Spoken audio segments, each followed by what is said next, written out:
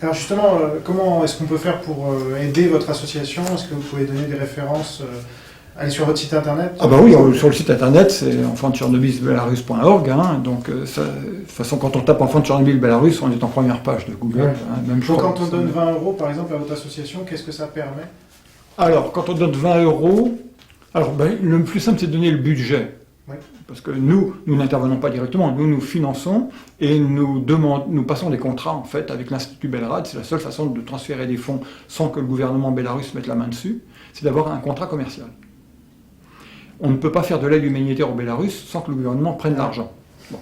Donc on a inventé une procédure, et c'est comme ça qu'on travaille avec tous les deux organismes qu'on soutient au Bélarus, c'est-à-dire le laboratoire de sûreté génétique de l'Académie des sciences de Minsk. Vous vous rendez compte, nous devons subventionner l'achat de matériel de pointe pour un laboratoire officiel en Biélorussie. Parce qu'ils ont interdiction d'acheter du matériel de pointe à l'étranger sur fonds publics. S'ils n'avaient pas nos fonds, ils ne pourraient pas faire de recherche de pointe, donc ils ne pourraient pas être publiés, ils ne pourraient pas participer à des congrès internationaux, et leur travail sur les séquelles de Tchernobyl serait impossible, ou ne serait pas reconnu, parce que fait avec des moyens trop anciens. Bon. Donc il y a une question de crédibilité et de légitimité que nous devons leur garantir. Et pour ce qui concerne Belgrade, donc qui intervient auprès des enfants, il faut imaginer la situation, un pays qui n'est pas tout à fait grand comme la France. Ils sont à Minsk, eux, dans la capitale. C'est plutôt le sud qui est le plus touché, près de Tchernobyl, mais pas seulement. Vous avez jusqu'à Brest-Litovsk, à l'ouest, où il faut intervenir. Vous avez donc le sud, Gomel, etc., toute cette région-là, jusqu'à la frontière russe et ukrainienne. Et même au-delà de Minsk, au nord, vous avez des points chauds, parce qu'il y a eu un orage et ça a rabattu le nuage à cet endroit-là. Donc leurs interventions se font avec des camionnettes, laboratoires, où ils ont le matériel pour mesurer les enfants, mesurer leur radioactivité corporelle. Ça prend du temps, 2 minutes par enfant. On va dans une ville où on sait qu'il y a des problèmes encore maintenant, et on y passe 3 jours. Donc il faut payer l'hôtel, enfin tous les frais, et les déplacements et tout. L'entretien du matériel et tout ça. Et il faut du monde pour faire ça. Par ailleurs, il faut qu'au centre de Belgrade, à Minsk, ils aient les compétences pour entretenir le matériel, parce qu'il y a un suivi officiel, enfin disons, il faut qu'ils fassent valider la qualité de leurs équipements de mesure chaque année. Et ça demande un entretien. Et ensuite, ils vont à la commission atomique biélorusse qui vérifie que leurs instruments donnent les bonnes mesures. Donc ça, c'est chaque année, il faut renouveler. Il faut renouveler toutes les habilitations régulièrement, ça fait les frais. Le résultat, c'est qu'ils sont 30 personnes pour faire tout ça, et qu'il faut payer chaque mois. Ça fait 6 000 euros. Ah oui, seulement, oui, parce qu'avec ils ont les salaires les plus bas, on peut dire qu'ils sont au plancher. Ouais. Ils sont au plancher. Là-bas, il n'y a pas de salaire. Non, mais c'est des gens motivés. C'est des gens motivés. Moi, je les ai rencontrés. C'est une équipe absolument remarquable. Des gens qui sont complètement dévoués et qui ne prennent que le strict nécessaire. Donc, c'est 6 000 euros. Ensuite, il faut payer toutes les taxes, tout ça. Ça, on arrive à peu près à 9 000 euros. Parce qu'il y a des taxes sur les salaires, bien entendu. Et ensuite, il faut payer l'essence, l'entretien des camions, la pectine qu'on distribue aux enfants pour éliminer la radioactivité, etc. Et on arrive minimum 13 000 euros par mois. Et là, c'est pour le service minimum s'il n'y a aucun pépin. On s'est aperçu que si on maintient uniquement ce chiffre-là, quand il y a un pépin, eh bien, il se trouve à manquer d'argent. Donc on avait décidé de passer à 16 000 pour qu'ils aient un certain confort financier. On a pu tenir 4 mois. Et puis maintenant, on est retombé à 13 000, et les mois qui viennent, on ne sait même pas comment on paiera, parce qu'il y a une baisse des fonds. Alors, ce système, donc, peut fonctionner si les donateurs donnent. Et si, par exemple, ils achètent le livre... Alors, à ce moment-là, le livre, ils l'achètent, donc 8 euros, et si c'est par nous, eh bien, il y a 4 euros qui vont à Belgrade. 4 euros, c'est une boîte de pectine. C'est donc une cure de 3 semaines pour un enfant qui s'est contaminé. Mais ce qu'il faut savoir, c'est qu'il y a 20 000 boîtes qui sont... Enfin, non pas 20 000, il y a plus de 10 000 boîtes qui sont distribuées chaque année. Parce que Belgrade suit en gros 20 000 enfants. Et sur ces 20 000, il faut donner 10 000 boîtes de pectine. Et c'est le minimum. On devrait faire 4 cures par an, on n'en fait plus qu'une. Parce qu'on n'a pas les moyens d'assurer. On pourrait assurer 4 cures, mais on ne pourrait suivre que 2 000 ou 3 000 enfants. Or, il y a 500 000 enfants à suivre. Alors, depuis 20 ans, on sait où se trouvent les zones les plus à risque. Donc, c'est cela qu'on va voir de façon prioritaire. Il n'empêche qu'on fait des sondages aléatoires à droite à gauche pour vérifier qu'il n'y a pas un problème qui se pose. Parce qu'après tout, on peut, malgré 20 ans d'expérience, on ne sait jamais. Et ça ne décroît pas, c'est-à-dire les nouveaux enfants, si je puis dire, sont contaminés de la même manière ou quand même les effets diminuent? Non, parce que les moyens de se contaminer sont entre guillemets extrêmement violents. C'est-à-dire qu'on trouve encore des champignons avec 200, 300 000 becquerels par kilo. Or, les gens sont pauvres, donc ils vont chercher les champignons pour faire les réserves pour l'hiver. Et ça, c'est des mesures qu'a fait Belrad l'année dernière. Je ne parle pas du début, où ils étaient à 1 million de becquerels. Là, on est encore à 300 000, 250 000, 300 000 pour certains échantillons.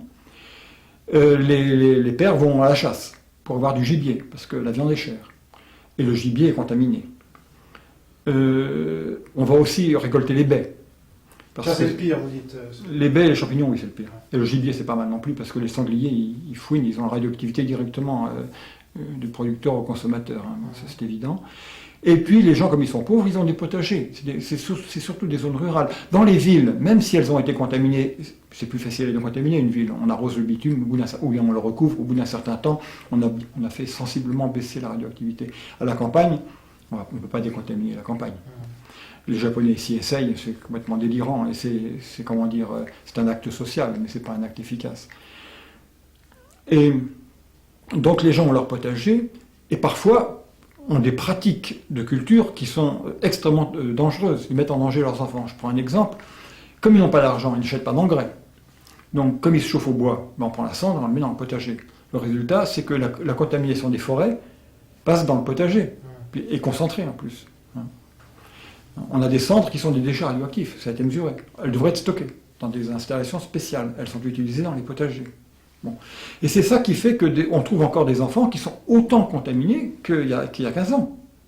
L'année dernière, on a les mesures, on a trouvé des enfants avec 3000 becquerels par kilo, alors que 20 becquerels, ça a été à peu près défini comme la limite au-delà de laquelle il y a des séquelles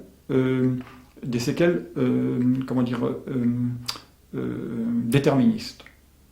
C'est-à-dire qu'un enfant, quand vous prenez une population d'enfants qui a 20 becquerels par kilo en moyenne de poids de corps de césium, vous avez là-dedans 30% d'enfants qui ont des problèmes cardiaques. Parce que le muscle cardiaque concentre la radioactivité. À ce moment-là, son fonctionnement est perturbé par tous les radicaux libres et les perturbations électriques provoquées par ces radicaux libres, là où le césium va, c'est là où va le potassium, donc dans les circuits nerveux. Ça vous bousille les fibres, parce qu'elles ne réagissent pas bien. Ça fait des enfants qui, dès qu'ils font le moindre effort, ont une surtension qui les arrête quasiment. Il y en a même dans un film, il parle d'un voile, il a un voile. Hein. Le cœur leur fait mal. Il court, il a mal. Il arrête. Hein. Et si on ne les décontamine pas, ils ont des morts subites. Même les adultes d'ailleurs, mais c'est surtout les enfants, parce que leur organisme étant en croissance, ils concentrent beaucoup plus en radioactivité que les adultes.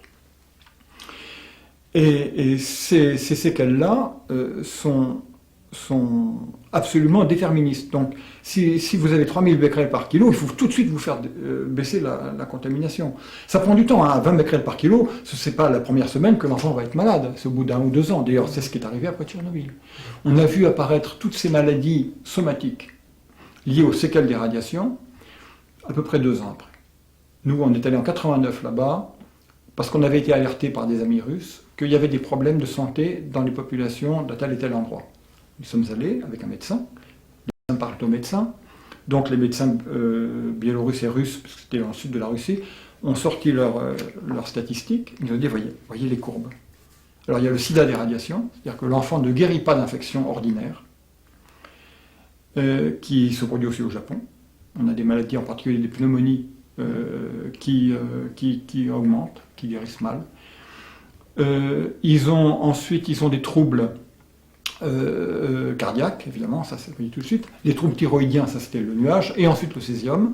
Donc ils ont des nodules, des kystes, et plus tard des cancers. À partir de 89-90, les cancers sont apparus, et on atteint des proportions considérables qui n'ont été reconnues que la fin des années 90 par les organismes onusiens. C'est vous dire hein, que... Hein, bon. C'est difficile de faire admettre que Tchernobyl a causé des cancers de la thyroïde. Il a fallu 8 ans. 98, c'est. Ensuite, vous avez des diabètes. Alors, les maladies auto-immunes, thyroïdite, diabète sucré. Vous avez des nourrissons de père et de mère non diabétiques qui naissent diabétiques. Parce que, in utero, ils ont eu leur pancréas qui a souffert. Donc, ils sont diabète type 1, donc le plus grave, à la naissance. C'est vous dire, la vie qui se prépare pour eux. Bon. Vous avez aussi, dans les zones où il y a de fortes contaminations, ça nous l'avions vu dès 89 là-bas, vous avez une fatigue cérébrale.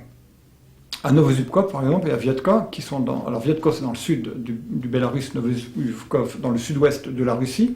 C'est deux villes assez proches l'une de l'autre. Vous avez une très forte contamination du territoire et une protection faible de la population. À Novozubkov, elle était même nulle, puisque moi j'ai bouffé 4000 becquerels en un repas. Et c'est ce que mangeaient les gens tous les jours. Donc on est sûr que la contamination... Ça, je le sais parce que j'ai été mesuré par hasard le même jour avec l'anthropogammamètre qui était là. Il y en avait un. Bon. Donc là, à Novozubkov, les femmes nous ont dit, nos enfants, alors elles pleuraient carrément, nos enfants, à l'école, ils ne peuvent même plus travailler. Les cours ne durent que 25 minutes au lieu de 45. Parce qu'au bout de 25 minutes, ils sont complètement à la masse. Bon. Et à la maison, ils sont tout le temps apathiques. Ils ne jouent plus. Et pour une mère, c'est terrifiant de voir son gosse qui est tout le temps fatigué. Et ça, c'est les radiations dans le cerveau qui vous fatiguent le fonctionnement des neurones. Moi, je pense qu'on a bien compris ce que ça permettrait, mais pour des sommes finalement assez faibles, on rend un bienfait énorme. Alors, si on voulait, oui, alors là, on peut passer à des extrapolations. J'avais demandé au directeur de Belgrade, Alexei Nesterenko, je lui avais dit, qu'est-ce qu'il faudrait pour qu'un institut comme vous couvre l'ensemble des besoins du Bélarus, mais correctement, c'est-à-dire 4 mesures par an, avec deux distributions éventuelles de pectine pour éliminer la radioactivité s'il y en a. Il m'a dit, alors il a fait ses calculs, il m'a dit qu'il nous faudrait 1 à 2 millions d'euros par an. D'accord. Ce qui est rien. Alors nous avons réussi à faire survivre Belgrade à toutes les attaques qu'ils ont subies de la part à la fois du lobby atomique et d'institutions de radioprotection, disons, aux finalités douteuses. Mais c'est très grave, pour vous donner un exemple. Quand Vassili Nesterenko, qui est un des grands liquidateurs de Tchernobyl, c'est le seul grand dirigeant de l'industrie atomique qui a tout abandonné pour aller à Tchernobyl. Il avait la charge des réacteurs nucléaires mobiles de la force stratégique soviétique. C'est vous dire, c'est lui qui les construisait. Il avait le réacteur sur un camion, la turbine sur un autre, et tout ça, ça partait en Sibérie pour échapper aux satellites américains. C'était la terreur des Américains, parce qu'ils ne savaient pas où étaient les missiles mobiles soviétiques. Et comme il faut beaucoup d'énergie pour faire l'oxygène liquide et tout ça, ils avaient une centrale atomique qui se trimbalait avec eux. Et c'est lui qui avait conçu la centrale. Les réacteurs venaient d'être construits d'ailleurs au moment de Tchernobyl. Il est parti à Tchernobyl, il est monté dans un hélicoptère, il a survolé les réacteurs pendant longtemps pour voir un peu ce qu'on pouvait faire. Alors il a été évidemment très contaminé, très irradié, il a passé tout le reste de ses jours malade, tout le temps, il était perpétuellement malade. Il est mort en 2008, d'épuisement d'ailleurs. Et il a fondé Belgrade, avec Sakharov, avec Karpov, avec un homme de lettres dont j'ai oublié le nom. Sakharov, c'était le grand prix. Oui, c'est le prix Nobel de la paix et le grand physicien nucléaire soviétique. Karpov, c'est un champion du monde d'échecs qui a apporté l'argent au départ. Et grâce à son entre-gens, parce que c'était l'un des plus grands responsables de l'industrie atomique soviétique, il a réussi à imposer son projet et à le faire payer par le gouvernement bélarusse. Donc 370 centres de mesure de la radioactivité de la nourriture, répartis dans les zones contaminées. Il les connaissait, les zones contaminées, puisque son équipe de 2000 personnes, son premier travail, ça avait été de vérifier les mesures officielles, parce que les Russes en faisaient aussi avec des hélicoptères. J'ai vu les cartes à Moscou, c'était fait dès la fin mai. Dès fin mai 86, tout était fait. Lui, il a voulu vérifier, et surtout, il voulait avoir les chiffres pour lui, pour savoir où intervenir, parce qu'ils étaient secrets. Les cartes ont été publiées... Non, puis surtout, les cartes ont été publiées qu'en 2009. Elles étaient couvertes par le secret... 89. Donc 3 ans après. Elles ont été couvertes par le secret tout le temps. Lui, il avait les chiffres. Il a vu que les enfants tombaient malades, mais c'est seulement quand il l'a vu, parce que rien n'était prévu. Puisque l'OMS, la CIPR, tout ça, n'avaient pas les informations que les Américains avaient cachées, et surtout cherchaient à réduire les effets des radiations par les textes, et non pas autrement. Donc ils avaient un rapport dose-effet qui était tout à fait faux et non pertinent. Quand il y a eu les premiers effets de Tchernobyl, Ils ne les ont pas attribués à Tchernobyl. Ils les ont attribués au stress psychologique. Et ça, c'est une invention qui datait de très loin. Le stress psychologique comme dommage principal des radiations, c'est-à-dire la peur des radiations qui vous causent des maladies, ça a été évoqué et traité dans un grand rapport de l'OMS en 1958. C'est les problèmes de santé mentale, c'est comme ça, c'est le titre, que pose le développement de l'industrie atomique. Hein? Et donc l'industrie atomique pose d'abord des problèmes de santé mentale, selon les radioprotecteurs, l'OMS et la CIPR. Et ensuite, quand il y a eu Three Mile Island, il y a eu des relâchements de radioactivité. Il y a des gens qui ont été malades.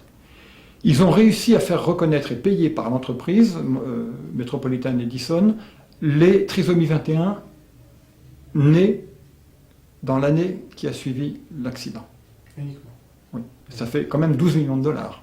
280 trisomies 21 dans les naissances des personnes qui étaient sous le vent de relâchement d'iode. Ensuite, il y a eu des mots qui sont apparus et les gens se plaignaient. Et ils se plaignaient en particulier d'une perte d'immunité, dont j'ai parlé déjà. Alors vous avez un psychiatre de Bethesda, c'est ça qui est très intéressant, parce que Bethesda c'est le centre de la commission nucléaire américaine, de contrôle nucléaire américaine, c'est à Bethesda. Donc on peut supposer qu'ils avaient des relations entre eux, qu'ils se connaissaient, et qu'il avait les informations venant de Three Mile Island. Et quand il a vu qu'il y avait des gens qui se plaignaient de perte d'immunité, compte tenu du fait que la CIPR vous disait que les seuls problèmes que pouvait poser la radioactivité c'est les cancers et les malformations, il s'est dit, mais alors, c'est pas la radiation, c'est quoi? Qu'est-ce qui peut causer leur perte d'immunité? C'est le stress. Et il a inventé la radiophobie. Donc on explique une perte d'immunité, vous ne guérissez pas d'un rhume ou d'une pneumonie ou je ne sais quoi, parce que vous êtes inquiet à cause des radiations que vous avez reçues 5 ans avant. Alors ça a été publié. C'est pourtant pas très scientifique.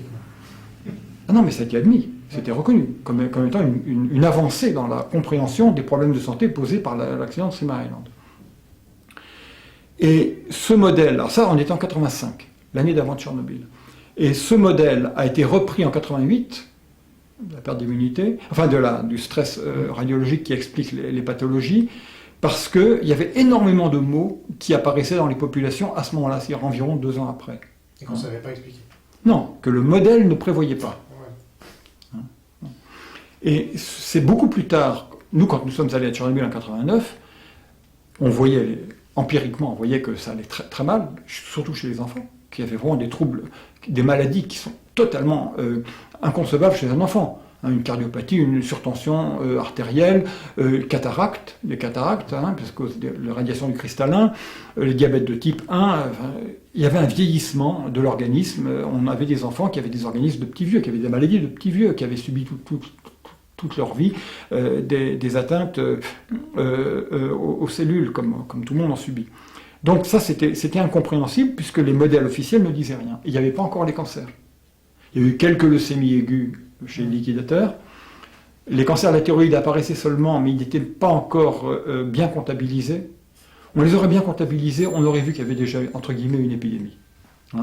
Puisque le taux normal de cancer de la thyroïde dans une population d'enfants, c'est 1 pour 1 million par an. Là, on était déjà, en 89, on était déjà à 20 ou 30.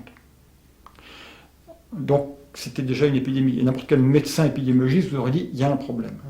Bon, on a attendu qu'il y en ait 100 par million pour dire, ah oui, c'est bizarre. Et on a attendu qu'il y en ait 1000 à peu près, ou 300 par million, pour reconnaître que c'était lié à Tchernobyl. Ça, c'est 98. Donc, ça donne une idée de la résistance du lobby à l'information. Et donc toutes ces maladies qui apparaissaient dès 88 ont tout de suite été mises sur le compte de la radiophobie. Tout de suite. C'est-à-dire que les publications sont tout de suite parties dans ce sens-là, les études. Et ça a été ensuite retour d'expérience aux États-Unis. C'est-à-dire que vous avez d'autres psychiatres aux États-Unis qui ont dit « Ah mais c'est vrai, on va aller voir à Three Mile Island si c'est pas vrai. » « Oh mais oui, bien sûr, c'est vrai, ils ont eu les mêmes genres d'ennuis, et c'est parce qu'ils ont peur, etc. » Et c'est seulement en 91-92 qu'aux États-Unis, on a eu un vrai retour d'expérience. Les gens se sont dit « Non, ces histoires de radiophobie, c'est du bidon, c'est lié aux radiations. » Et vous avez eu des études précises, scientifiques, sérieuses, menés par des épidémiologistes sérieux, qui ont établi qu'effectivement, il y avait une relation entre un certain nombre de mots et l'accident de Stream Island, les rejets de Stream Island. Ils ont dû aller jusqu'à la Cour suprême, ils ont fait une class action, 1990 plaignants, c'est quand même pas mal. Ils ont d'abord gagné, puis ils ont été déboutés par la Cour suprême de l'État de Pennsylvanie. Ils ont continué, ils sont allés jusqu'à la Cour suprême des États-Unis qui les a déboutés parce qu'il n'y avait pas possibilité d'établir la preuve scientifique que leurs mots étaient évidemment liés aux radiations. Parce que 1900 cas, quand vous avez une population de plusieurs dizaines de millions ou une quinzaine de millions de personnes, quand vous rapportez ça à la morbidité générale, c'est une fraction de pourcent. Et c'est pour ça d'ailleurs que les plaintes n'aboutissent jamais, comme on le voit en France avec les irradiés des essais atomiques. Vous avez 700 personnes qui visiblement ont été touchées par la retombée au point d'en être malades, 4 ont été reconnues, et aucune en Polynésie, que des militaires et des expatriés. Donc la capacité de résistance du lobby, elle est phénoménale pour nier. Alors dernière question.